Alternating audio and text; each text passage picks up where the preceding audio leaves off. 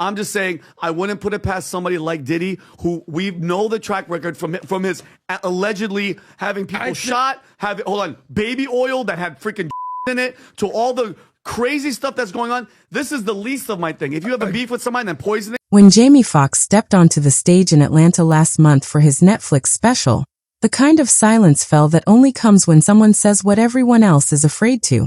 We all knew he'd been through something in the past year. The sudden hospitalization, the cryptic posts, the weeks of disappearance followed by a return that felt heavier, quieter, like a man who'd seen behind the curtain, but no one expected him to go there. This wasn't just a joke or a vague confession about a health scare. It was a moment that made the entire entertainment industry hold its breath, because Jamie didn't just talk about surviving. He named a name, the name that's been whispered in Hollywood backrooms for years, the one now tied to a federal indictment and a prison jumpsuit. Sean Diddy Combs. He said in the special that I was hospitalized by this person, and mind you, him and Diddy have had a business falling out. They said they had a beef. So the choke, no choke was a videographer, and he was like, yo, I was there. He said Diddy was responsible for what happened to him, and that he's the one that called the FBI, and Choke added, I don't think he was joking. Here's where everything spirals, because according to people who say they were in the room, Choke No Joke, who attended 2 of the 3 tapings, and Big Homie CC, a celebrity bodyguard claiming he was there with a client. Jamie didn't hedge, joke, or speak in riddles. He allegedly looked straight at the audience, dropped the punchlines, and said flatly that Diddy was responsible for what happened to him last April, then followed it with an even heavier claim, that he was the one who called the FBI.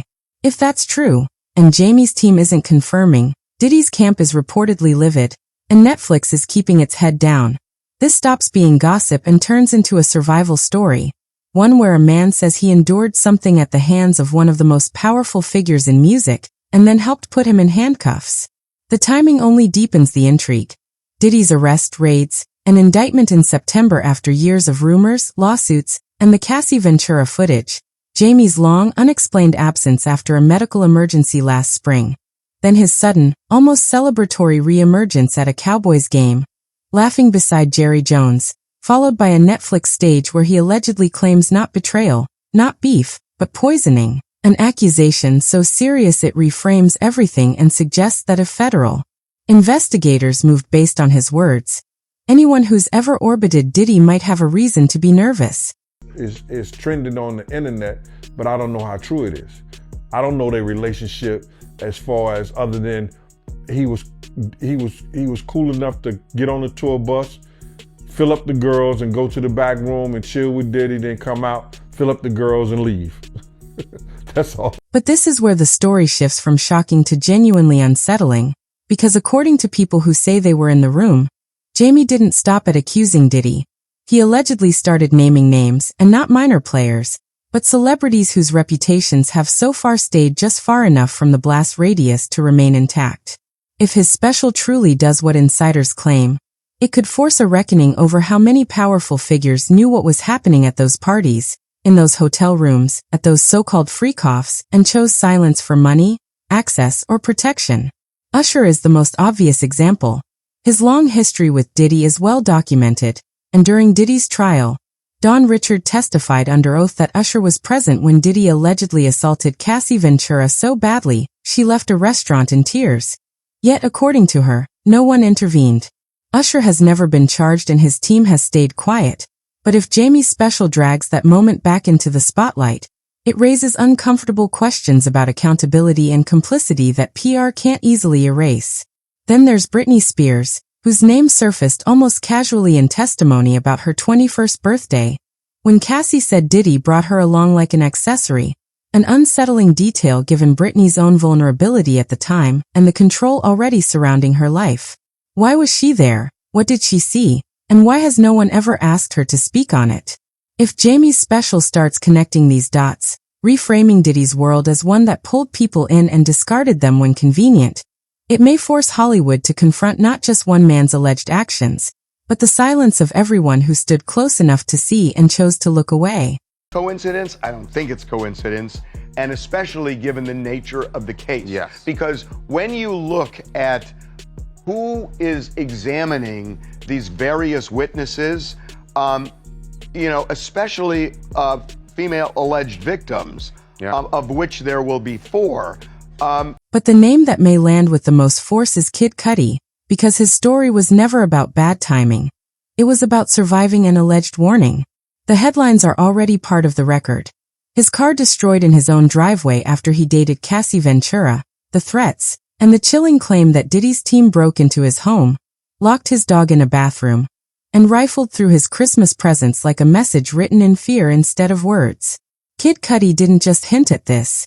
He testified, under oath, laying out exactly what he says happened. So if Jamie Foxx, someone previously outside the direct line of the Diddy case, now claims he too was targeted and chose to fight back, then Cudi's experience stops being an isolated horror and starts looking like a pattern. And patterns, not rumors, are how cases are built. Graphic testimony today in the Sean Diddy Combs trial, and we have to warn you, some of what you hear.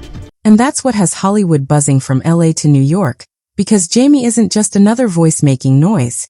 He's an Oscar winner, a veteran who's spent decades inside the machine and understands exactly how power, silence, and favors really work.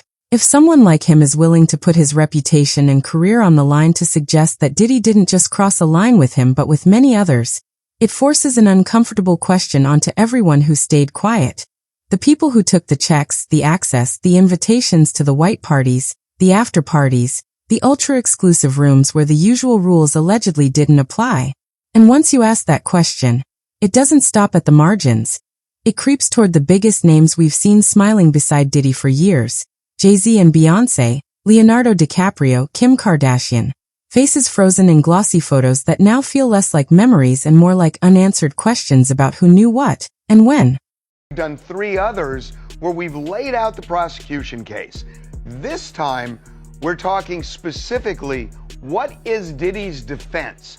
And we decided to test it with a mock jury, and it is fascinating. It is absolutely fascinating, keeping in mind that the real jury will be sitting down to do this. The trial starts. Now here's where the trial sharpens everything into focus, because according to what's been reported, jurors heard detailed testimony about the parties, the substances, the so-called freak-offs, and claims that Diddy allegedly turned his empire into a system designed to serve his own desires, complete with videos, threats, and hush money meant to keep people silent. They ultimately couldn't reach agreement on the sweeping RICO charge, the one that would have meant life-ending consequences, but they did return convictions on 2 counts related to transporting women across state lines for paid services, signaling that they believed something organized and deliberate was happening, something that didn't run on one man alone. And that's the question that lingers. If a jury concluded this operation required structure and assistance, then who was helping, who was paid, who sat in the room when decisions were made? Because trials aren't just about the person facing the verdict. They're also about the people who never took the stand, never got subpoenaed, and never had to explain what they saw or why they stayed silent. It was just old news, and they took a couple of with the footage from Puff from the days that's leading up him to get arrested, and the incidents with the people from the courts, the 2 people from the courts. So it was nothing new. And that's why Jamie's special feels less like a tell-all and more like a reckoning. Because if he's truly calling out who was there, who knew, and who let it happen, then this stops being just about Diddy and starts being about an entire system that allegedly protected him. One built on fear, greed, and complicity. The timing matters too. Jamie chose now, after the arrest, after the trial, after the sentencing, when the public was already drifting toward the next scandal, which raises the question of why risk everything unless he's setting the stage for something bigger. With Diddy's appeal still pending, civil lawsuits stacking up, and rumors that Jamie may have shared information with federal authorities, this moment feels less like an ending and more like the opening of a new chapter. One where people who thought they were untouchable start to realize they may not be. All eyes are now on 3 things. What actually makes it into the special when it drops on December 10th? How fast lawyers and publicists move once it airs? And whether federal investigators resurface with subpoenas and raids if any of these claims hold weight. Because if Jamie Foxx is telling the truth, If this isn't about bitterness but survival, then this isn't just another celebrity scandal. It's the sound of a dam cracking, where whispers turn into accusations and silence becomes impossible. And when it finally breaks, it won't just wash away the man at the center, but everyone who helped keep the structure standing. Things out. If they was going to do something and they're going to say in the reckoning of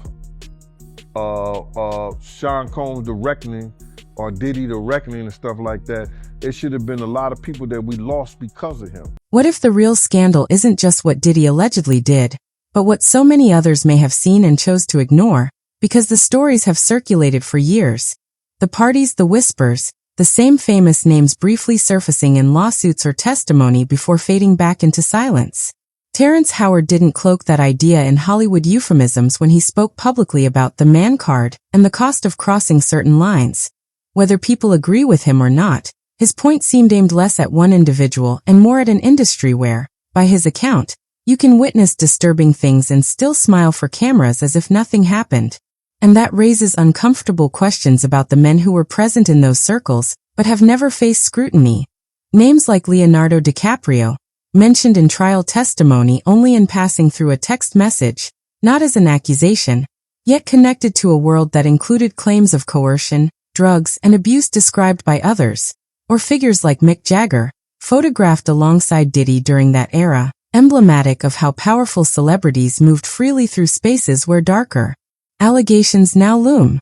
None of this is proof of wrongdoing by those individuals, but it does force a harder question Hollywood rarely asks out loud.